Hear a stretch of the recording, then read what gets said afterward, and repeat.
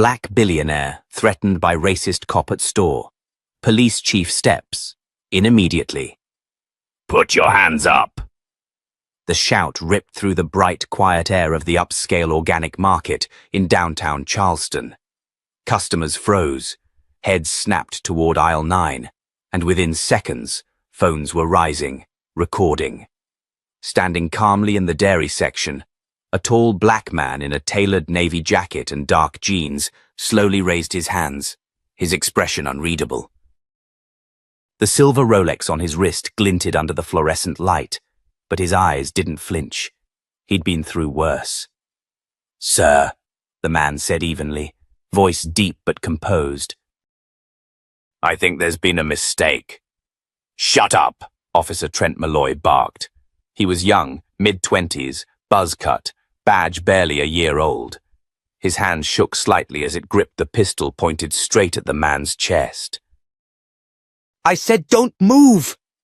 The man didn't. Customers began murmuring. One whispered, Is that Langston Wade? Langston Wade. Tech billionaire, founder of Monarch Data Systems, Forbes' youngest black CEO. The man who had donated millions to education, criminal justice reform, and minority entrepreneurship. That Langston Wade. But Officer Malloy didn't seem to care. "I got a call about suspicious activity," Malloy snapped. "You were loitering near the pharmacy aisle and changing your route. I have every right to detain you." Langston gave a tight nod, still holding eye contact. "And I have every right to shop for oat milk without a gun in my face." Someone near the granola display gasped. Another customer, a middle-aged white woman, edged toward them, clutching her purse. "Officer," she said softly, "I know who that is." "I don't care who he is," Malloy roared, the barrel of his gun rising half an inch. "You think just 'cause you wear nice clothes and talk smooth, you can walk around like you're better than everyone." The tension snapped. Langston slowly moved one hand, gesturing downward. "I'm going to reach for my phone. Call your supervisor." Malloy's face turned red. "Don't you dare move." "You're under arrest for resisting." A sudden voice boomed from the store entrance. "Stand down, Malloy." Heads turned. There stood Police Chief Ronald Beckett. Late 50s, grey at the temples, calm, commanding and furious. Malloy froze. "Holster your weapon, now." "Chief, He matched a description. He was acting Malloy," Beckett said, walking forward with deliberate steps. "Do you know who this is?" Malloy hesitated, swallowed. "No, sir." Chief Beckett stood beside Langston, not even looking at Malloy anymore. "You just pulled a loaded gun on Langston Wade." The Langston Wade, in the middle of a grocery store, because you thought he looked suspicious. Malloy's mouth opened, but nothing came out. Sweat formed at his temple, his hand still hovering near his holster, though the pistol was now back in place. Chief Beckett turned to Langston. "Mr. Wade, are you all right?" Langston's hands slowly came down. His voice was calm, but it carried the weight of restraint. "I'm not injured." "But I was threatened, at gunpoint, for picking yogurt." The silence was thick now. Customers still stood frozen. A teenager near the checkout whispered, "This is gonna be all over TikTok." Beckett turned to Malloy again. "Go wait by your cruiser." "Now." "But Chief, now." Malloy stumbled backward, nodding, and walked out like a man who realized he'd just stepped off a cliff. His boots sounded like gunshots on the polished floor. Beckett let out a breath. Then turned again to Langston. "Sir, I can't apologize enough. If I'd known—" Langston stopped him with a look. "That's the problem. You do know me, but it shouldn't take knowing me." Beckett flinched a little. "I understand." Langston didn't look away. "Do you?" "Because I walk into stores like this all the time. No bodyguards, no entourage. I don't wear expensive suits just to be left alone. I like to feel normal. And still, this is what happens. Beckett nodded, guilt now replacing anger. You're right, and this won't go ignored. Just then, a store manager rushed over. Mr. Wade, we are so sorry. Please, if there's anything we can... Langston held up a hand. No offense, but this isn't your fault. I've been dealing with this long before today. Beckett's radio crackled. He ignored it. Langston finally exhaled. I want that officer's body cam pulled. Immediately. I want the footage secured before it disappears. It already is, Beckett said. We're going to review it. Thoroughly. Langston's eyes narrowed. You understand this isn't just about me. It's about how many others don't get to call the chief when they're threatened. They don't have the luxury of a name that buys them attention. I do, Beckett said, and I'm not going to hide from this. Langston checked his watch. I have a meeting in 20 minutes with the mayor. I didn't plan to walk in with a story like this, but maybe it's exactly the time to bring it up. Beckett's jaw tightened. Do what you need to do. Langston looked around the store one last time. Some customers tried to smile. Others looked away. A little girl near the juice section waved timidly. Langston offered her a nod and a small smile. Then he turned and walked out, calm, tall, and controlled. But under it all, burning. And behind him, Chief Beckett stood motionless, watching. Thinking, recalculating everything, because he knew this wouldn't go away. And deep down, he didn't want it to. Outside, Langston Wade climbed into the back seat of a sleek black Lincoln Navigator parked near the entrance. His driver, Marcus, discreet, ex-military, and calm under pressure, closed the door behind him without a word. But his jaw was tight. He'd watched the whole thing unfold through the tinted windows. You good, boss? Marcus asked, pulling out slowly. Langston didn't answer right away. He loosened his collar, then looked at himself in the mirror, trying to see what Malloy had seen. A middle-aged black man in a clean shirt and slacks pushing a cart, minding his own business. He exhaled through his nose. I'm fine, he finally said. But Maywood's not. Marcus frowned. You want me to make a call? Langston's voice was steel. I already did. Chief Beckett was on scene. He handled it. You trust him? I trust that he wants to keep his department out of the headlines. For now, that's enough. Marcus turned the wheel, merging onto Main Street. Still headed to City Hall? He asked. Langston nodded. And I want every second of that body cam footage downloaded to our legal team. Also, reach out to Rev. Booker. I want this on his radar. Marcus raised an eyebrow. You about to go public? Langston didn't answer right away. His mind was moving faster than his voice. That moment in the store had done more than just piss him off. It had reminded him exactly why he came back to Maywood after all these years. It wasn't just to invest. It wasn't just to build. It was to fix. I'm not going public, Langston finally said. Not yet. Marcus shot him a sideways look in the rear view. You're playing the long game.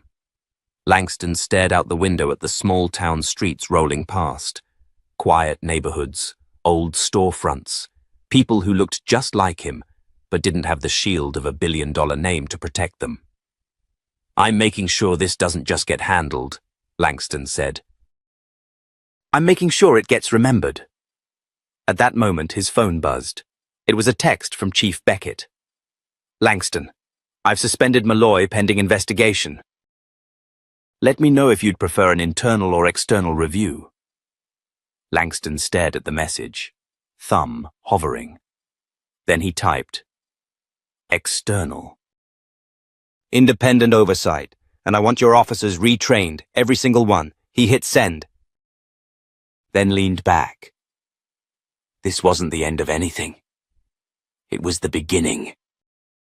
A line had been drawn, and this time, Langston Wade wasn't just the man behind the money. He was the man with the mirror. And every broken piece of the system was about to see itself, clearly, for the first time in a very long time. The next morning, the hum of tension still lingered over Maywood, like a fog that refused to lift. Inside a corner booth of the local diner, Maple, Maine, Chief Henry Beckett sat nursing a black coffee that had long gone cold. The laminated menu sat untouched in front of him, though he'd been there nearly 30 minutes. He wasn't waiting for food. He was waiting for a man whose name now carried more weight than most elected officials in the county. Langston Wade arrived 10 minutes later, stepping through the front door with the same measured confidence that had made him both feared and respected on Wall Street. He wore a tailored navy suit, crisp and understated, no tie. No entourage, just presence. Heads turned. A waitress dropped her pen. The booth by the window went silent. Beckett stood up halfway as Langston approached. "Appreciate you coming." Langston slid into the booth across from him, his eyes sharp but unreadable. "I figured you'd want to talk before I did." Beckett gave a tight nod. "It shouldn't have happened." "I'm not here to defend it." Langston leaned back, one arm stretched across the booth, calm as ever. "Then tell me why it did." Beckett exhaled. "Officer Malloy is young." "Too young for solo patrol, if I'm being honest. Transferred from a town with a different culture. We were short on staff. We rushed the onboarding." "You rushed," Langston corrected, his voice low. "And that rush nearly got me killed in a cereal aisle." Beckett's jaw clenched. "I know." "That's why he's on suspension pending investigation. Body cam footage is already with the review board. But I'm not just here to talk accountability." Langston raised an eyebrow. "No? No," Beckett said, leaning in. "I'm here to ask what you want. What you really want. Because we both know how this looks, but more importantly, how it feels.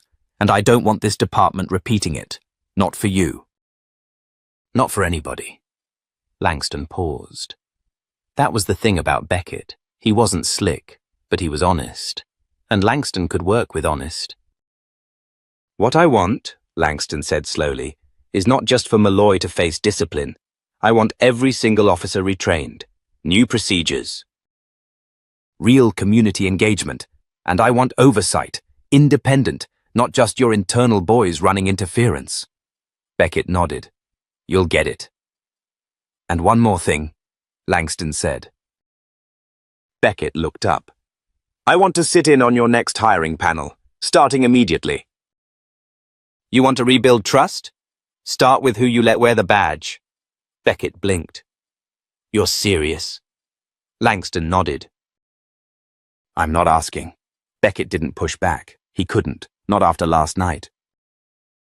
A silence stretched between them. Then Beckett looked down at his coffee and muttered, "Damn, I was hoping you'd just ask for a donation." Langston cracked the slightest smile. "I'll make one of those too, but you're still not getting off easy." A waitress came by to refill their mugs, hands slightly shaking as she poured. "You guys okay over here?" she asked, clearly flustered. Beckett glanced at Langston. "We're working on it."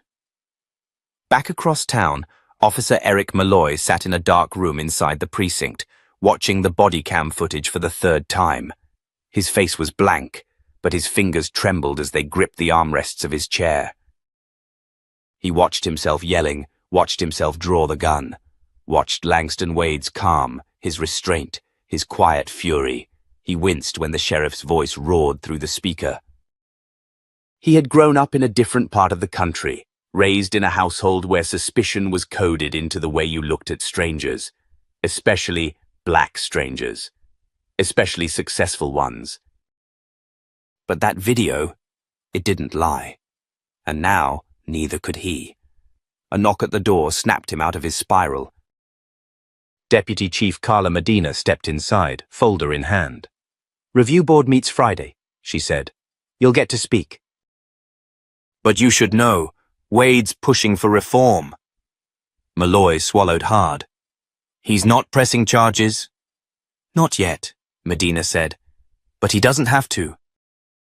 His presence alone is louder than most press releases." She started to leave, then paused. "You know what hurts more than losing your job, Malloy?" He looked up, hollow. "Realizing the guy you profiled could have had you removed from the force with a phone call months ago, but chose not to." Malloy didn't respond. What could he say? That night, Langston returned to his home on the outskirts of town, a sleek, modern structure set back in the hills, overlooking the lights of Maywood. His wife, Simone, met him at the door, her face tight with concern. "You okay?" she asked, taking his coat. He kissed her cheek. "Better than I expected to be." She handed him a glass of wine. "There's a lot of talk online. People are guessing who you are, what happened." "Should we say something?" Langston shook his head. "Not yet. Let them wonder." "Why not set the record straight?" "Because right now," he said, staring out at the town below, "the people who need to be nervous aren't us." And silence, when you know the truth, can be more powerful than a headline. Simone wrapped her arm around his waist. "You planning something?" Langston looked down at her, the corner of his mouth lifting. "I'm not just planning. I'm building." And in the quiet that followed, Maywood began to shift. It didn't know it yet, but the reckoning had already started. 3 days after the supermarket incident, Langston Wade sat quietly in the back of a community town hall, meeting hosted at the Maywood Civic Center. The fluorescent lights buzzed softly above, and the folding chairs creaked under the shifting weight of citizens young and old, black and white, all drawn by a single word scrawled across the flyer taped to every shop window: accountability. Mayor Regina Dalton stood at the podium, attempting her best to maintain order. Her voice was steady, but clearly strained. "I know emotions are high, but I want to remind everyone, this forum is meant for dialogue, civil, honest, and respectful." A woman near the front stood abruptly, her tone sharp.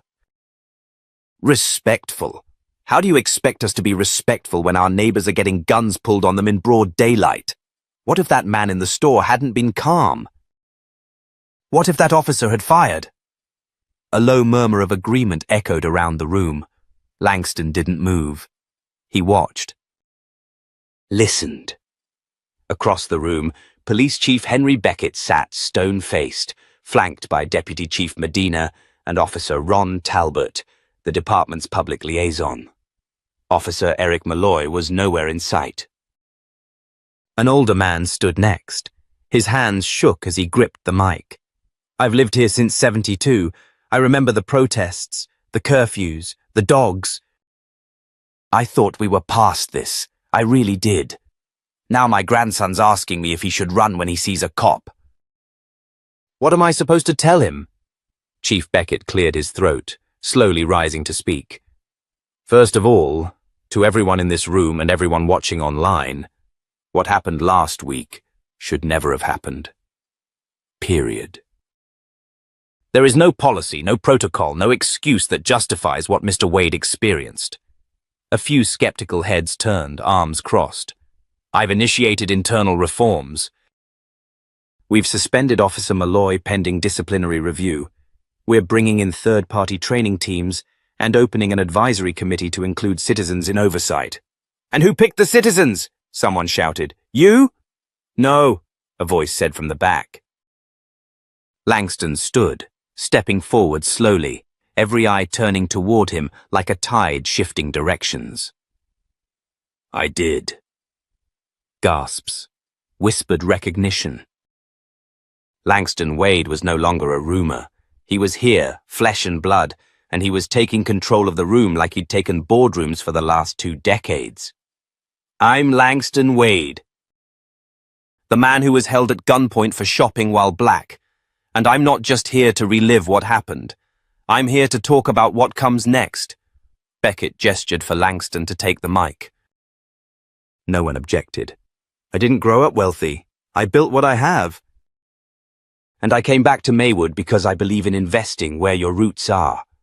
But what happened last week reminded me that no amount of success protects you from the weight of someone else's bias. He paused, letting the silence soak the air. I could have gone public. Could have dragged this department through headlines. But instead, I met with Chief Beckett. I asked for access to the system, not because I trust it blindly, but because I want to help fix it. You really think you can fix it? Someone called from the back, a man in a flannel jacket and ball cap. It's broken from the inside out. Langston nodded. Maybe, but we don't fix broken things by walking away. We fix them by holding people accountable, top to bottom. That's why starting next month, I'll be sitting on the department's recruitment panel. I'll also be funding a civilian review board, independent, with legal teeth, and I'll be sponsoring scholarships for local youth to pursue careers in criminal justice. We need to raise up a new generation that sees the badge as a duty, not a shield. Applause began, soft, then swelling. Langston scanned the room. Some of you might wonder why I didn't just sue, why I didn't rage. The truth is, I don't want to be famous for surviving a racist encounter. I want to be known for making sure the next man doesn't have to. Mayor Dalton stepped forward, voice cracking slightly as she said, Mr. Wade, on behalf of this city, thank you for your grace, for your leadership. Later that night, in a modest apartment just blocks from the police precinct, Eric Malloy watched the town hall broadcast replay on his laptop. Alone. He didn't look angry. He looked hollow. He rewound the moment Langston said the words, held at gunpoint for shopping while black. He watched the crowd's reaction, the sympathy, the disbelief. And he whispered under his breath, I didn't mean for it to go that far.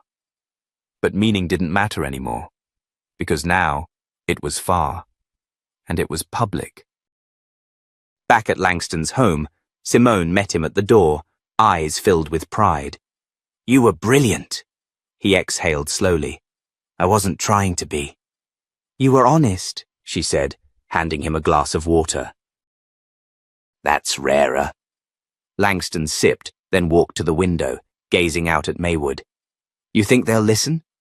They already are. He nodded, but inside, he knew this was just the first wave. Change wasn't a speech. It was a series of battles, quiet, loud, painful, but he was ready for them, and so was Maywood. Because now, the silence had been broken. The next morning, the phone on Chief Beckett's desk wouldn't stop ringing. Reporters, state officials, and even neighboring precincts were calling. The story hadn't gone viral in the sensational sense, but within law enforcement circles, it had exploded like a grenade. Everyone wanted to know the same thing. How did a local cop end up pointing a gun at a billionaire? Inside his office, Beckett leaned forward, rubbing his temples. The town hall had helped calm tensions for a moment, but it had also confirmed that the spotlight was now burning hot. His department wasn't just being watched, it was under a microscope. A soft knock broke his focus. Deputy Chief Medina poked her head in. Langston Wade's here. Alone.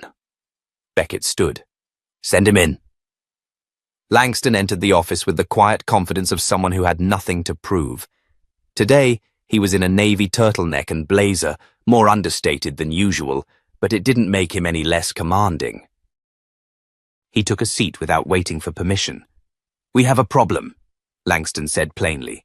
Beckett nodded. Besides the obvious, Langston placed a folder on the desk. I started looking at use of force complaints in the last 5 years. specifically incidents involving Black and Latino residents. Your department's numbers are worse than the state average, and they've spiked in the last 2 years. Beckett opened the folder. His jaw tightened. These aren't just statistics, Langston continued. These are patterns. Officer Malloy isn't an outlier. He's a symptom. Beckett leaned back. You think I don't know that? Langston's eyes narrowed. Then why haven't you done anything? I've tried. Quietly. But it's like pulling weeds from concrete. The union fights every reform.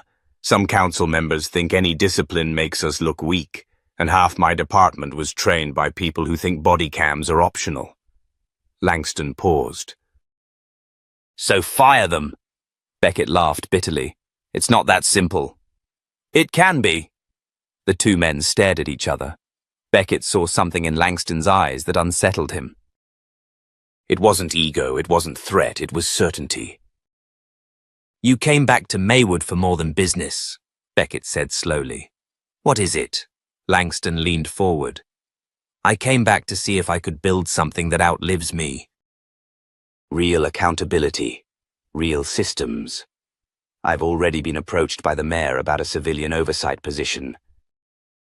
But if I take it, I'm not just going to be a name on paper. I'm going to change how this place works. Beckett exhaled.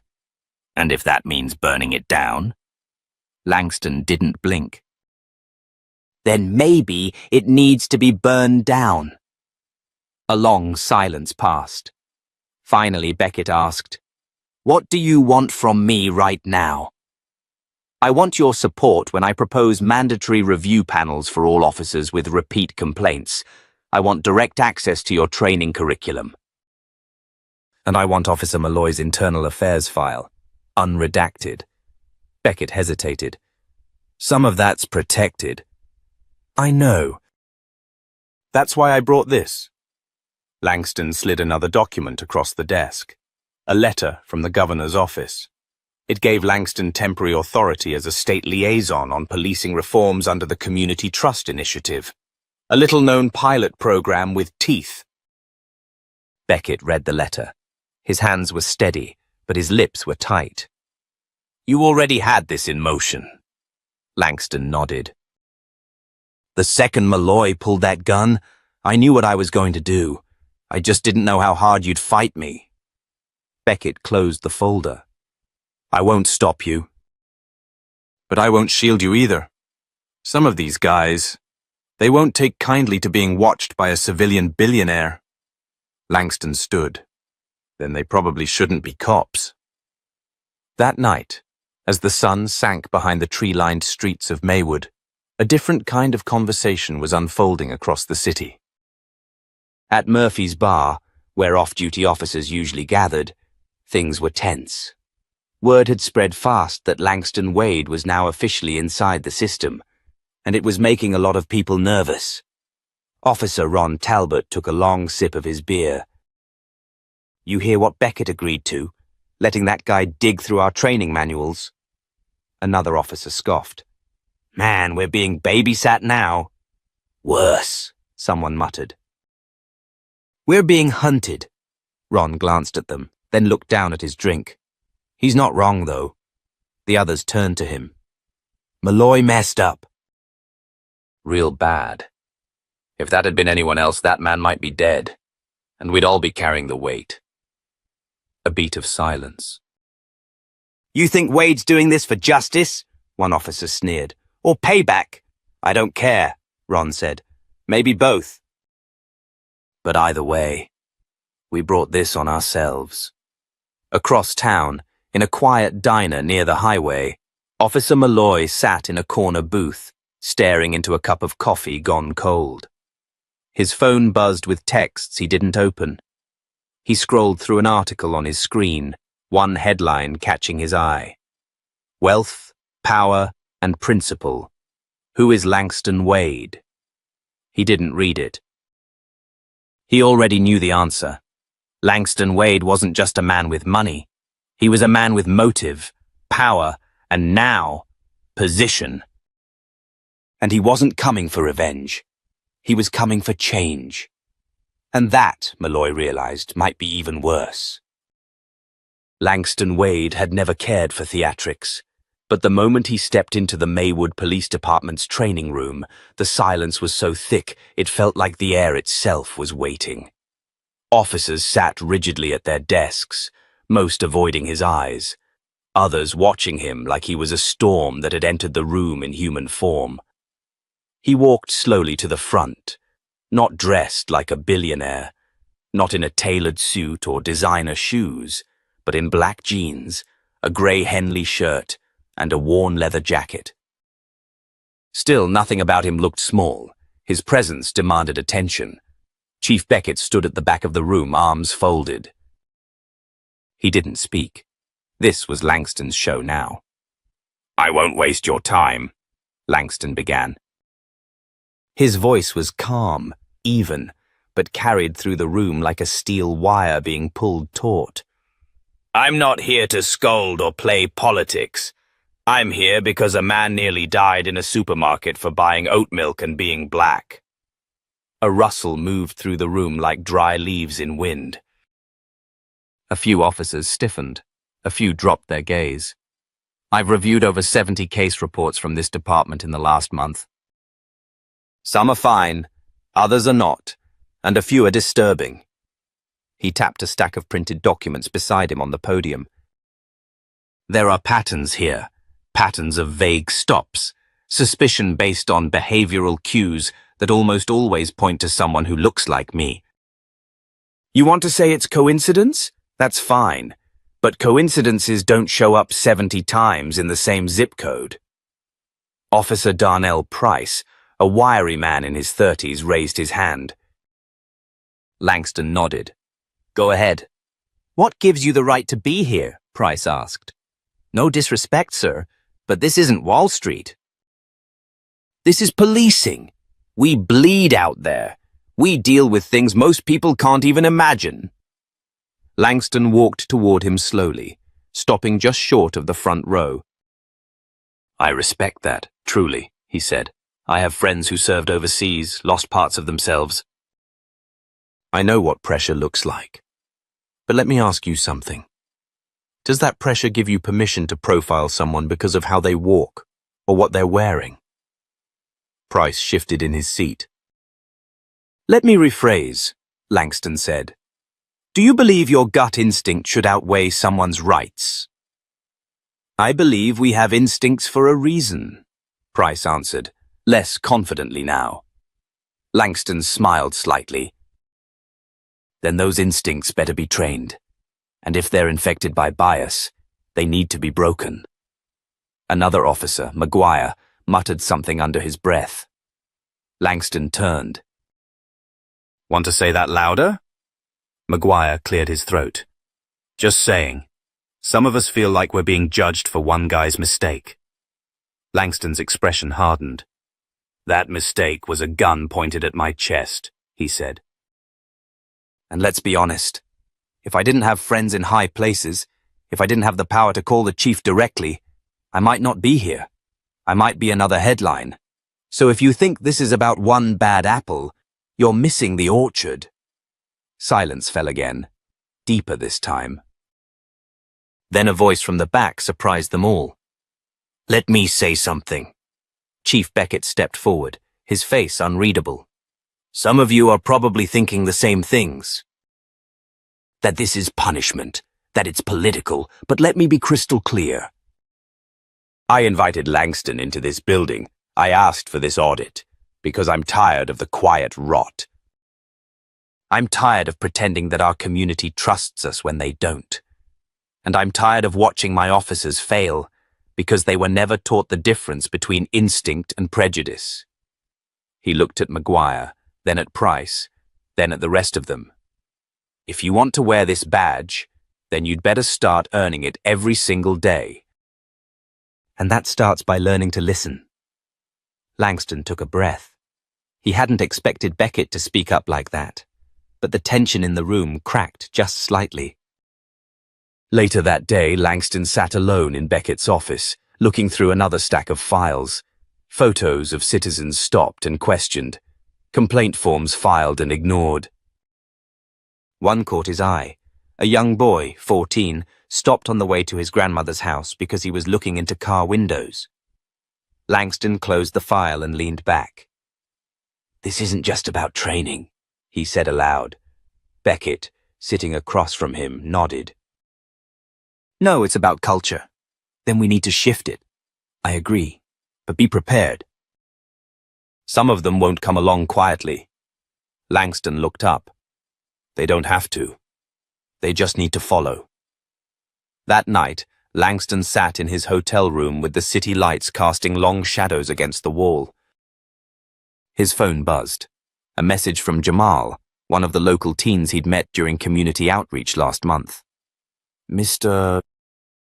Wade, I saw what you said on the news. My uncle got stopped by Malloy once, for nothing. Thanks for doing what you're doing." Langston stared at the screen, then typed back. "Thanks for watching. You stay safe. And don't stop speaking up." He put the phone down and looked at his reflection in the window. The same face Officer Malloy had once seen as a threat. Now the whole department had to face it. Because justice, he knew, didn't start in courtrooms. It started in rooms like the one he stood in today. Rooms where silence used to mean survival. Now, it would mean complicity. And he wouldn't allow that anymore. The review board sat in a room that smelled of old paper, tension, and institutional fear. Langston Wade stood at the front with the quiet command of a man who'd been through fire before and came out forged. But this time wasn't about surviving. It was about dismantling. The hearing wasn't public, but it wasn't private either. Representatives from Internal Affairs, a member of the City Council, a community observer, and Chief Beckett were all present. Officer Malloy sat across from Langston, his eyes darting from face to face. Gone was the cocky stance from aisle 7. He looked smaller in this space. Langston laid down a black folder on the table. "This is the complaint file submitted not only by me, but supported by 4 additional witnesses who were in that aisle. You'll find descriptions, timestamps, a transcription of his threats, and thanks to the store's excellent surveillance system, a video." The panel didn't interrupt. They were already watching the screen set up at the side of the room. The footage played silently. Malloy's approach, his gun drawn too early, the tension in David's body. Langston's calm voice, the moment the phone call happened. And the visible fear in Malloy's face when the name Chief Beckett left Langston's lips. The video ended. Still no one spoke. Langston let the silence sit. Then he said, "This isn't about me being a billionaire. This isn't about prestige. It's about a man who thinks his badge gives him permission to enforce his assumptions instead of the law. I wasn't treated like a citizen. I wasn't treated like a man. I was treated like a threat because I didn't match the image in his head of who belongs where." Officer Malloy cleared his throat. "I made a mistake," he began, voice trembling. "I overreacted." Langston turned to him. "No, you didn't overreact. You acted exactly how you were trained to think, even if no one ever said it aloud. You saw black skin and decided it was probable cause." "I didn't mean to threaten you," Malloy insisted, glancing toward Beckett as if seeking rescue. "I thought something was off. It was instinct." "Instinct," Langston repeated, his voice sharper now. "You know what's wild about instinct? It's often just prejudice dressed in comfort, and when someone gives you a badge and a gun without demanding accountability, that instinct becomes deadly." The IA representative, a woman named Sarah Castillo, leaned forward. "Mr. Wade, in your opinion, is this incident isolated or reflective of a broader issue?" Langston didn't hesitate. "It's not isolated. I've reviewed the arrest data, stop and search records, use of force reports. Patterns don't lie. You have a climate problem, and climates aren't changed by discipline alone." They change through systemic intervention. Castillo nodded. And what do you recommend? Immediate suspension of Officer Malloy, without pay pending a full review of his case history. Mandatory retraining for all officers in bias recognition and de-escalation. A citizen advisory board with real teeth, and oversight over how officers are evaluated. Because if fear is the metric of success, then you're training warriors, not protectors. A hush fell over the table. Even Beckett looked stunned, but it wasn't disagreement in his eyes. It was the kind of silence that comes when someone finally says the thing no one wanted to admit. Officer Malloy's lawyer spoke up. My client has served this department for 6 years with no prior major infractions. Surely we can consider this moment as a lapse in judgment, not a termination-worthy offense. Langston didn't even look at him. I'm not asking you to fire him because he embarrassed me, he said. I'm asking you to fire him because next time he won't pull a gun on someone with a direct line to the chief. He'll pull it on a high school kid reaching for his wallet. Beckett's jaw clenched. We'll recess for deliberation, he said. As the room emptied, Beckett approached Langston near the door. You know you just shook every wall in this building, right? He asked. I didn't come to make friends, Langston replied. I came to make a crack in the ceiling. And if the ceiling doesn't crack? Langston's eyes were steady. Then we break the whole roof. Back in the hallway, community observer Tanya Green approached him. She'd been quiet all morning, scribbling notes. You think any of this will change things? She asked. Langston looked at her. I don't know, but if nothing else, today they were forced to listen. And that's more than we had yesterday. She nodded, then added softly, Thank you. Langston didn't respond. He just turned and walked down the corridor, away from the echo of institutional denial toward the next battle. Because accountability isn't a speech. It's action.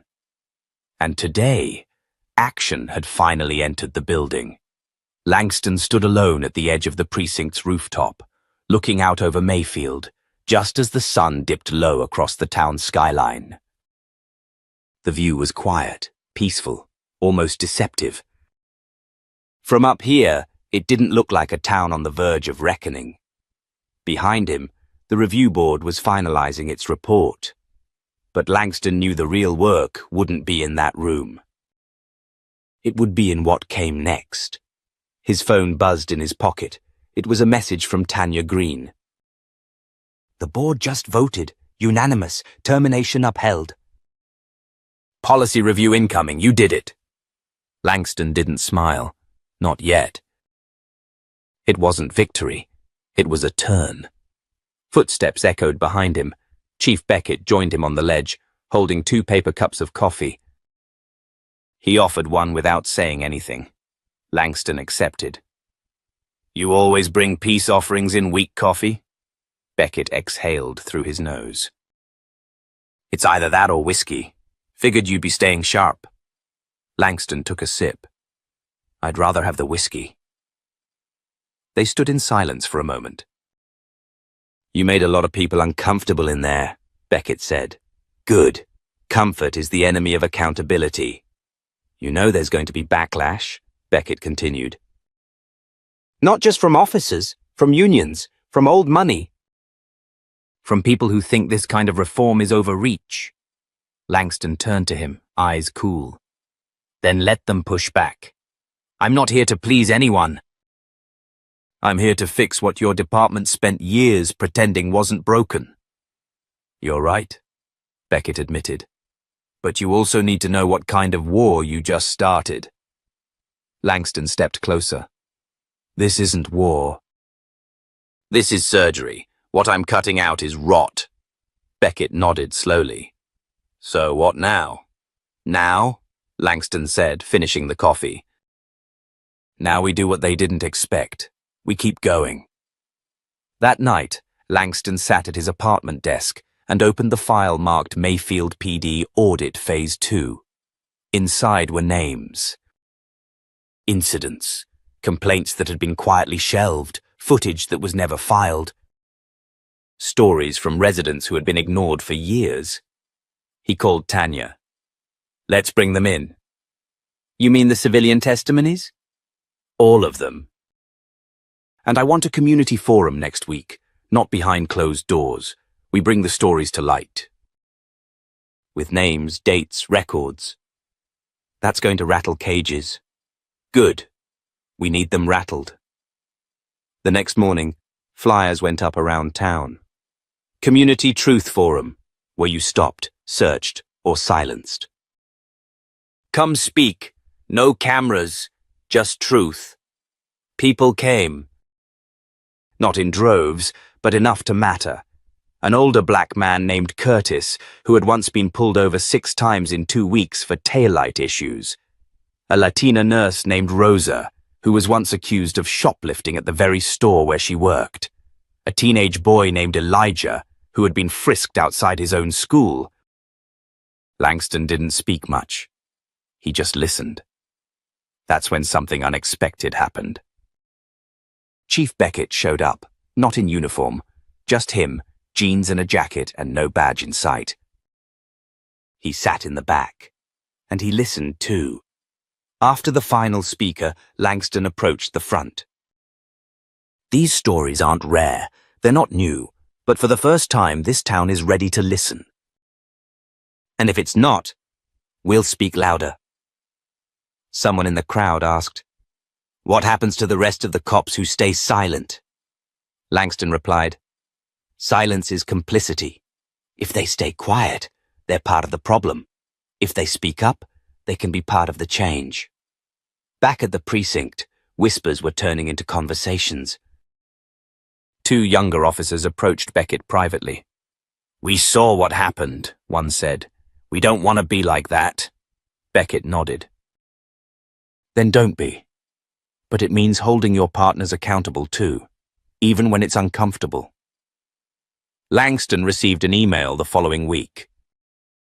Subject line: Internal transfer requests for retraining. There were 11 names. Not enough. But a start. Then came the surprise.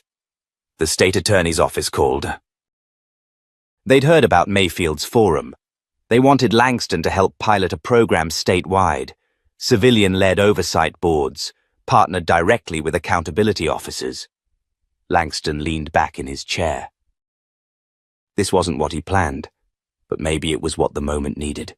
He wrote back one line. "Let's talk." And just like that, the story of Mayfield started to ripple outward. Because justice, once set in motion, doesn't stop at one town. The air was heavy inside the Mayfield Town Hall auditorium as the final town council meeting of the quarter prepared to begin. The tension wasn't from the weather. It was the kind that came from truth knocking on a door that had been locked too long. Langston sat in the front row. His presence, once whispered about behind closed doors, was now unignorable. A few weeks had passed since the community forum. Since then, more than 30 new citizen complaints had been filed, all related to prior stops, searches, or harassment by Mayfield PD over the last 5 years. That night, Chief Beckett stepped up to the podium first. Not as a man under fire, but as one now standing beside the fire, ready to let it burn away what no longer served the people. "We failed," he began, his voice steady. "Not because we didn't do our jobs, but because we stopped asking if we were doing them the right way." There was a pause. He scanned the crowd. "Tonight, we're instituting the most sweeping reforms this department has ever undergone. Effective immediately, we are launching an independent citizen oversight board. All officers will undergo mandatory bias and de-escalation retraining. And all body cam footage will now be reviewed by a joint panel of legal and civilian representatives." Murmurs rippled through the crowd, some approving, some skeptical. But all awake. Then Langston stood. "I didn't come back to my hometown to play hero. I came back because I believe Mayfield deserved better. What happened to me was a symptom of a much deeper illness, one that's been growing quietly for decades. He took a breath. But we're not powerless, not anymore. Every voice in this room matters. Every story, every correction. And the only way we make this real, lasting, is if we stay loud even when it gets quiet again. A hand went up in the back. It was Elijah, the teenager who'd spoken at the forum. What happens when the spotlight fades, when this isn't trending anymore? Langston didn't hesitate. Then we become the light ourselves. We keep shining. We keep showing up. The room didn't erupt. It leaned in. That mattered more. After the meeting, Beckett approached Langston outside under the soft glow of the building's exterior lamps. "You ever think about making this permanent?" the chief asked. "Staying on, leading the board? Making Mayfield your full-time mission?" Langston looked down the street toward the small grocery store, the same one where it all began. "I didn't choose that aisle, Beckett," he said quietly. "But maybe it chose me." Beckett nodded slowly. "Think about it. This town could use a little more uncomfortable truth." Langston smirked. "It's not about making them uncomfortable anymore. It's about making them care." That weekend, a local paper ran a front-page piece. From suspect to standard bearer, how Langston Wade changed Mayfield. It wasn't flashy. Just a photo of Langston seated beside Rosa, Curtis, and Elijah. No suits, no titles, just people who'd refused to stay silent. Online, the comments varied. Some angry, some hopeful. Some cynical, but one stood out. "This isn't a black story. This is an American one." Justice doesn't whisper anymore. Weeks passed. Jenkins' name faded from the headlines but stayed embedded in training modules used statewide. His badge remained revoked. And while he'd never face prison, his story became a warning across police academies nationwide. Langston, meanwhile, took Beckett up on his offer, not to lead the oversight board, but to advise it. Quietly, relentlessly, as only someone who knew the weight of both justice and humiliation could. At the close of the quarter, a new recruit asked during orientation, "Why did he come back? Why not move on to a bigger city?" Beckett answered without hesitation, "Because real change doesn't chase headlines. It builds roots." Langston stood by the window in his new office, just above street level, right where people walked by and could wave in. His phone buzzed. "Langston, it's Tanya. Seattle just reached out. They want help creating their own civilian-led audit structure. They asked for you by name." He smiled. "Tell them I'll call after lunch. There's someone here who still needs to tell me their story." And so, with no fanfare, no cape, and no applause, Langston Wade kept walking into rooms where silence once ruled, because justice, real justice, doesn't end with one hearing. It begins when we stay. And if this story meant something to you, if you believe, like Langston does, that one voice can shake the foundation of power, don't just listen. Share. Comment. Speak. Help others see what some still choose to ignore. Justice doesn't wait. Neither should we. If you felt the truth in this story, support this channel. Because stories like this deserve to be told, loud, proud, and never forgotten.